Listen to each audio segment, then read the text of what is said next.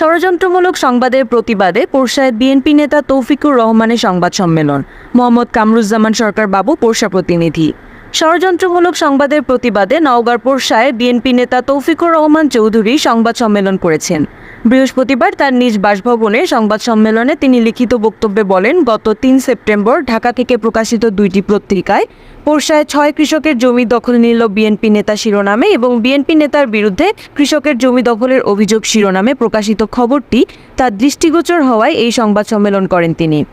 পত্রিকা দুটিতে প্রকাশিত সংবাদে তার নাম দিয়ে জমি দখলের যে তথ্য প্রকাশ করা হয়েছে তা সম্পূর্ণ মিথ্যা, বানোয়াট ও উদ্দেশ্য প্রণোদিত বলে তিনি জানান।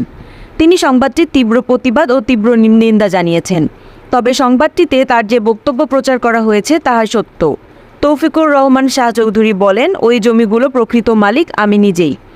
তার সকল কাগজপত্র আছে। 15 বছর আগে আওয়ামী লীগ সরকার গঠন করলে সাবেক খাদ্যমন্ত্রী সাধনচন্দ্র মজুমদারের ছত্রছায়ায় সাব্বির হামজা চৌধুরী সহ আওয়ামী লীগের লোকজন তার বেশ কিছু জমি দখল করে নেয়।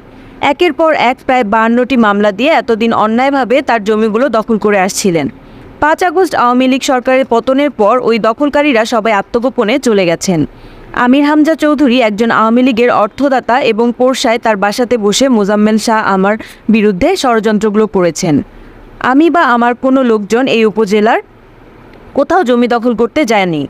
রাজনৈতিকভাবে মোকাবিলা করতে না পেরে এবং এই উপজেলায় তার জনপ্রিয়তা দেখে ঈর্ষান্বিত হয়ে তার প্রতিপক্ষ শাহ আহমেদ মোজাম্মেল হক চৌধুরী ও সাব্বির হামজা চৌধুরী স্থানীয় কিছু কৃষককে দিয়ে তার বিরুদ্ধে মিথ্যা অভিযোগ করেছেন এবং রাজনীতিতে তাকে হেয় প্রতিপন্ন করার চেষ্টা করেছেন বলে তিনি জানান।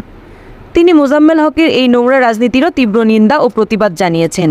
এছাড়াও পত্রিকায় প্রকাশিত সংবাদে তিনি প্রতিবাদ দিয়েছেন বলে জানান। এ সময় তিনি সাংবাদিকদের বস্তুনিষ্ঠ সংবাদ প্রকাশের জন্য অনুরোধ জানান।